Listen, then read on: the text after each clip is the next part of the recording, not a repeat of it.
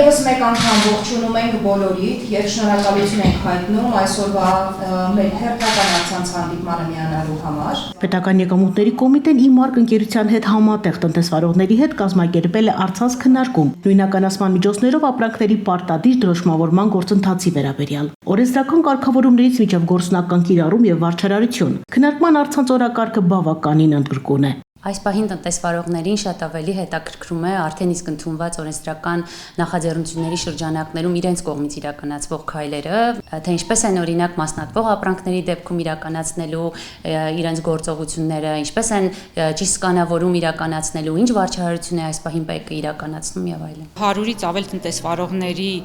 հետ քննարկվում է, ներկայացվում են տվյալ հարցի եւ խնդիրների լուծումները, լսվում են այդ հարցի շուրջ բազմակողմանի խնդիրներ։ Առցանց քննարկմանը նախ ներկայացվել է նույնականացման միջոցներով ապրանքների դրոշմավորումը համակարգում գրանցելու, պարտադիր դաշտերը լրացնելու հաջորդականությունը եւ համակարգից օգտվելու առանձնահատկությունները։ Հաջորդել է ինտերակտիվ հարց ու պատասխանը, որի ընթացքում կարճ ժամանակում բիզնեսը հնարավորություն է ստանում պարզաբանումներ ստանալ անմիջապես պատասխանատուներից։ Ստացել ենք միայն 100 կիլոգրամանոց պարկ, ծախ վաճառում ենք 1-2 եւ այլ կիլոգրամներ։ Այդ պարկի վրայի թվառը ինչ են բանում։ Մասնատվող ապրանքների դեպքում այս պահին համակարգն այնպիսին է, որ դուք կարող եք ցանկացած փուլում սկանավորել եւ ելքանել ապրանքը, բայց մենք առաջիկայում նախատեսում ենք տեղեկատվական հավելված ունենալ, տեղեկատվական կտրոն, այսպիսի անվանումով լրացուցիչ կտրոն ունենալ, որով դուք կկարողանաք այս մասնատվող ապրանքների դեպքում ելքագրումն իրականացնել։ ՊԵԿ մասնագետները տնտեսվարողներին տեղեկացրել են նաև նույնականացման միջոցներով ապրանքների պարտադիր դրոշմավորման ժամկետների հետաձգման կոմիտեի նախաձեռնության մասին։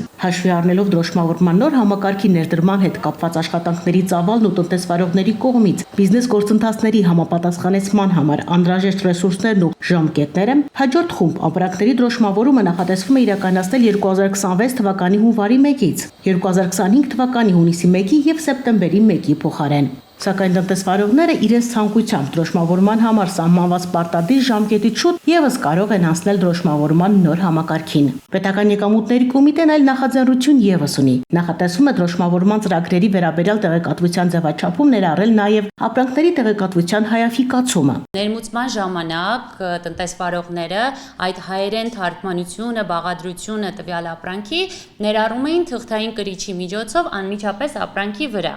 Երբեմն դա վնասված էր լինում, երբեմն